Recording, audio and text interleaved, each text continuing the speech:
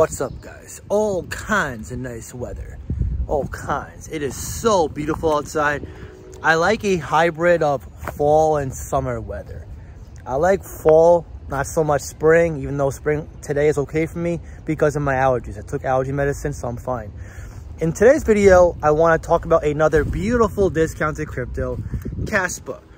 I got some, it's actually funny to think about, some comments on Discord today. Someone brought up another YouTuber, no BS. He called Kaspa a meme coin. I thought they were joking, and then I saw the video. Listen, Kyron's not a bad YouTuber at all, by the way. He gives good information. But I was kind of laughing when I saw the video. I'm not laughing at him. I mean, no disrespect in any way.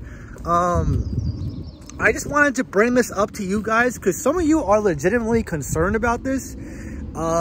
You should not care what anyone says. I don't mean that in an arrogant way. Like, you should be like, F what he says, F what John says, F what everyone says, I'm going to do what I want to do. I always teach you guys to not give a crap about anyone's opinion but your own. As long as it's an unbiased opinion, of course.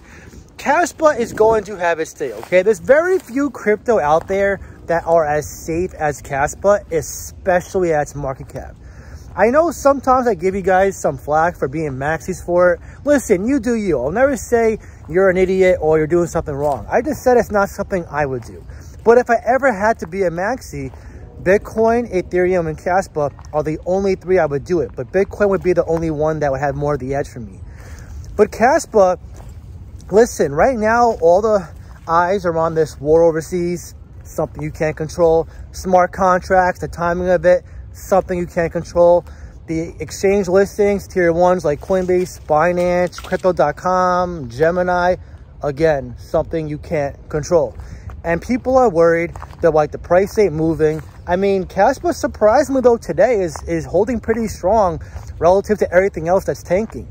So I wouldn't really be concerned. I always, stress the importance to you guys of not worrying about short-term price action.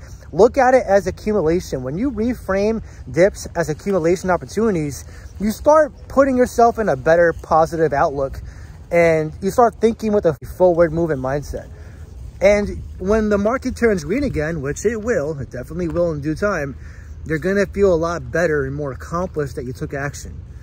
That's what this is, guys. People, I always get, questions or, hey, John, after crypto moves. Hey, John, do you think this is going to come back down again? Hey, John, man, I wish this crypto would have stayed here longer.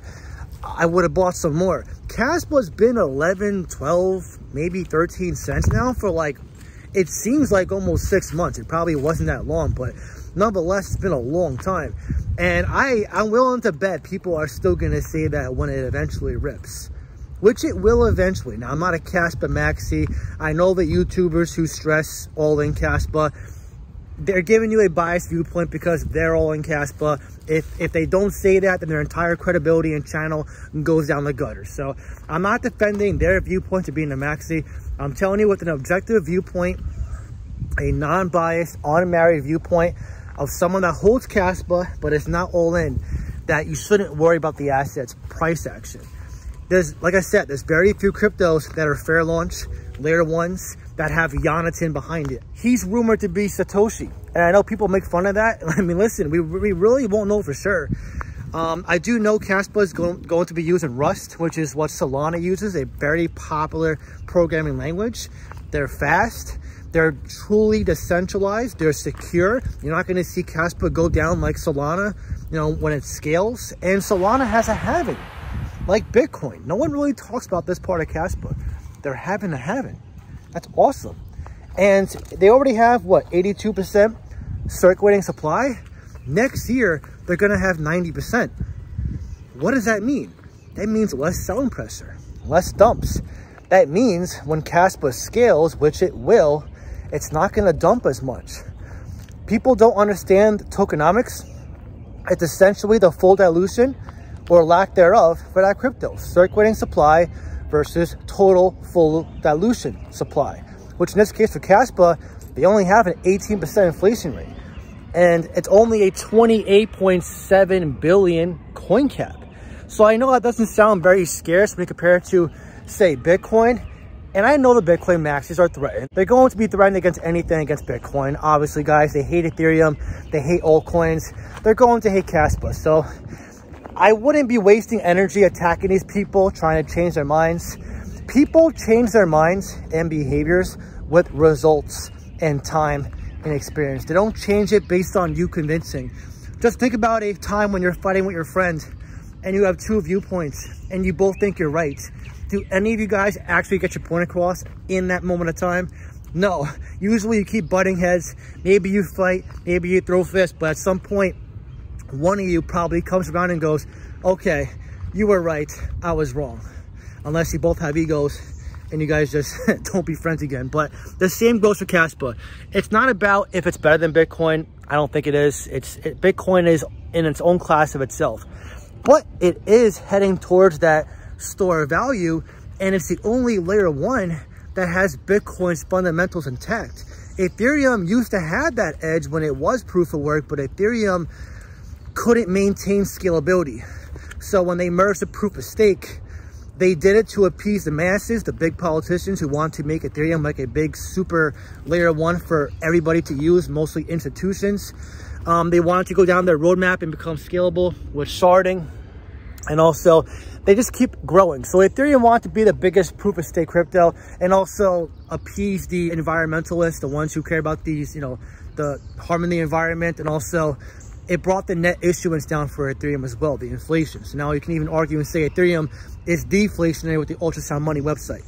You can see the stats for yourself. But Kaspa now, you're talking about a fixed supply that is pretty much just as decentralized as Bitcoin. And it's going to have 100% in circulation a lot faster and earlier than Bitcoin, which is very, very good. So when it comes to a safety net, Kaspa is the best hedge. That's also why I consolidated many crypto over the past year into Kaspa itself. There's no team to dump on you. There's no VCs, first bull cycle, and you do have the looming catalyst of these exchange listings. Whether they happen this cycle or next cycle, regardless, we know Kaspa is going to appreciate.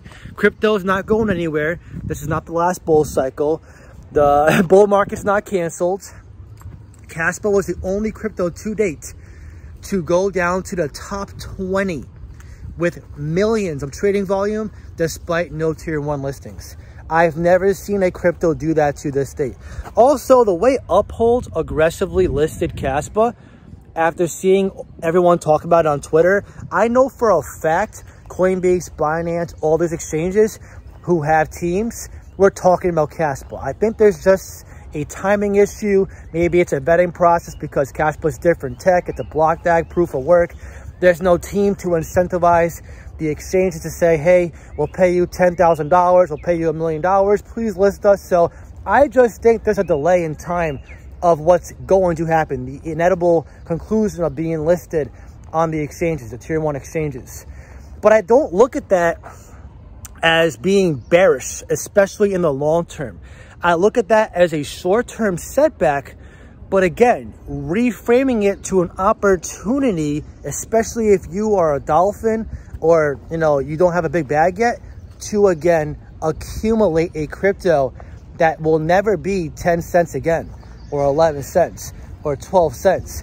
Kaspa eventually is going to break $1. When it does, you're probably never going to see it in the cents again. You will see it next bear market, of course, but every cycle we see the law of diminishing returns. We see higher lows every single time. Same happens to Bitcoin. I was checking the holders for Kaspa the other day, and I saw there's less than 3K sharks. It was around 2,800. And there was not that many dolphins, surprisingly. I think a dolphin was 100K Kaspa bag, coins, not, you know, money. And I know over time, that's going to be even less and less and less. You're never going to see people, aside from whales, become sharks, especially next cycle. Kaspa is going to appreciate, it's going to have its day, even though with this suppression and YouTubers calling it a meme coin. And listen, guys, don't just click off and start hating on the guy. He's, you know, like, don't spread hate. It's just an opinion, right? If someone wants to FUD a crypto or call it a meme coin or whatever, it's fine. they're entitled to their own opinion, okay? That's one thing I don't like that happens in crypto a lot, is people spread hate, especially for different opinions. If somebody wants to say something, let them do it. We are all entitled to our own opinions. We have to have mutual respect at the end of the day. But yeah, Kaspa right now, great time to accumulate. Who knows how long these discounts last for? Honestly, I don't know if Kaspa gets below 10 cents again.